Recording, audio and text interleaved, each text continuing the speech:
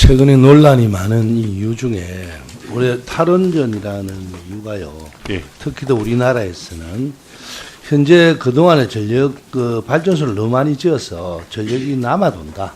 예. 그래서 국가적으로 계속 이런 식으로 하다가는 이 자원 낭비에 해당한다.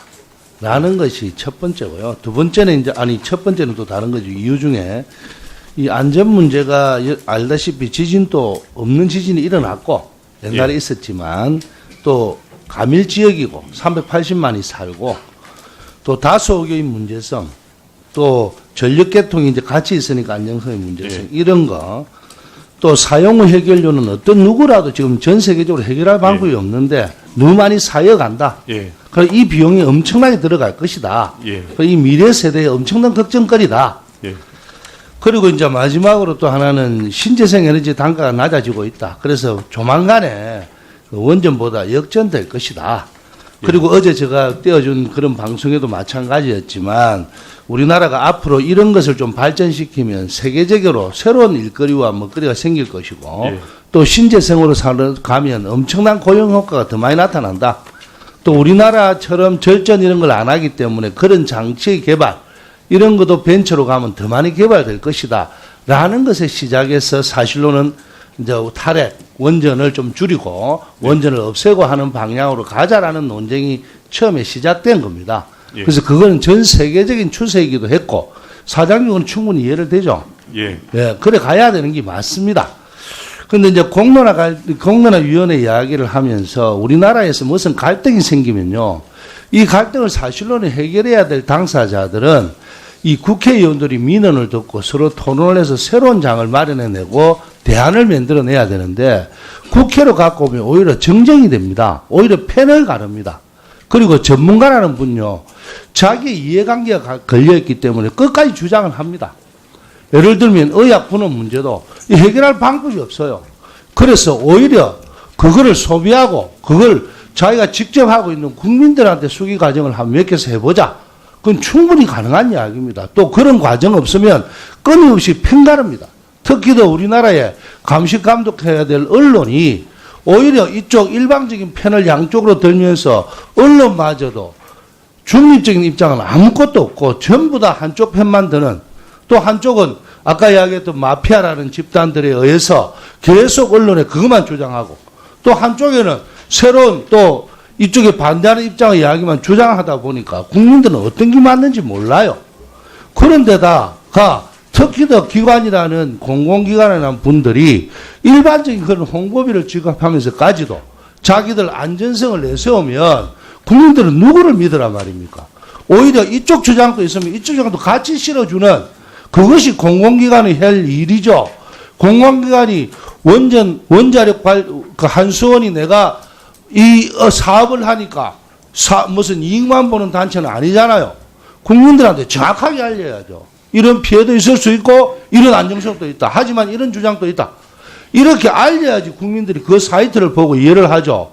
원자력재단 전번에 내가 이야기했죠. 여성위원회 만들어갖고 온 동네 묻고 놀고 이런 잔치나 하면서 그러면서 그 사람들한테 용역 주고 이런 짓을 하니까 국민을 편가르게 만드는 게 공공기관 아닙니까 지금. 그래서 이거는 여러분들 좀 반성하시고 이제부터는 모든 정보가 우리나라만큼 SNS 발달된 나라가 어디 있습니까? 모든 걸 공개해주면 공정한 입장에서 공개해주면 국민들이 판단을 합니다. 그러면서 선거할 때 투표로 결정을 내는 거죠. 그래서 그런 이야기를 이번에는 이번 정권에 들어와서는 우리 공공기관들이 전부 다 양쪽의 입장을 다 대변할 수 있어야지 공공기관의 입장을 충분히 한다라고 생각합니다. 질의하겠습니다. 지난 국감에서 한국형 원전 APR 1400의 독자적인 수출이 가능한지에 대해서 논란이 많았습니다. 그래서 본 의원이 이거는 뭐 수출에 대한 악영향을 주자는 건 아닙니다. 예. 이 정보를 정확하게 알려야지 예. 국민들이 전부 다 알고 또 수출하시는 분들도 이걸 다 알아야지 수출하는데 예. 오히려 도움이 됩니다. 본 의원이 미국 생각은 어떻는지 알아봤는데요. 자, 한번 띄워보시죠.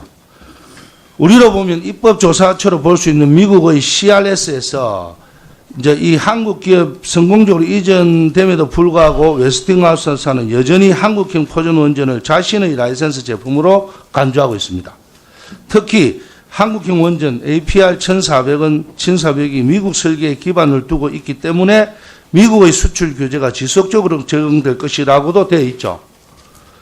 그리고 또 이번에는 웨스팅하우스 입장을 확인했는데요. 다음 화면을 한번 보십시오. 이거는 미국의 청문회에서 외교 청문회였습니다. 하원 2012년 6월 하원 외교위원회 아시아 태평양 소위원회에서 한미 원자력 협정 개정에 관한 청문회가 열렸는데요. 당시 수석 부사장이 출석해서 이렇게 정언을 했습니다. APR 1400 설계는 웨스팅하우스 설계를 기반으로 하기 때문에 미국의 수출 규제를 받습니다. 사장님, 이 정도 반응이면 만일 한수원이 미국의 수출 통제 없이 APR 1400을 해외로 수출할 경우 바로 소송을 제기할 것 같는데 그럴 수도 있고 아닐 수도 있겠죠. 그런데 이건 반드시 알아놔야 됩니다. 마지막 화면 한번 더 보시죠. 이명박 정부 시절 제9차 에너지 협력 외교 지원 협의서 안건으로 논의된 UAE 원전 수주 성공 요인 분석 및 향후 과제라는 한전의 문건입니다. 보시다시피 향후 과제로 한전은 국비 1,592억 중 90억을 포함해서 총 2,339억 원을 들여 원천 기술 논쟁의 소지가 없는 신흥원전 APR 플러스 개발을 추진하고 있다라고 되어 있죠. 예. 이대로라면 3대 핵심 기술을 확보했더라도 APR 1400이 원천 기술 논쟁에 결코 자유롭지 못하다는 점을 이미 알고 있었다는 얘기가 되는데 어떻게 설명하겠습니까? 의원님 말씀하신 것처럼 그 문건에 나오는 유택 2012라는 것이 노무현 대통령 계실 때 미국 그 3대 핵심 기술에 대한 미국의 간섭 없이도 우리가 수출할 수 있도록 하기 위해서 개발된 과제입니다. 그렇게 해서 지금 신한울 1, 2 같은 경우는 우리 기술로 완전 자립화해서 건설을 했고요. 다만 이제 미국에 다른 나라에 수출할 때 미국이 어떤 태도를 취할지는 의원님 말씀하신 것처럼 소송을 할 수도 있고 안 할 수도 있고. 예. 예. 그런 부분도 있다고 생각합니다. 그래서 사장님 이런 내용을 이야기하는 이유는요. 모든 것을 어지간하면 다 공개가. 예. 그래서 이런 면도 있고 이런 면도 예. 있다. 그래야지 수출하시는 분도 우리가 또 이런 기술을 원천적으로 개발하시는 분도 예. 새로운 내용으로 접근해서 예, 그렇습니다. 예. 네, 박재호 의원님 수고하셨습니다. 다음은 조배숙 의원님 질의하시겠습니다.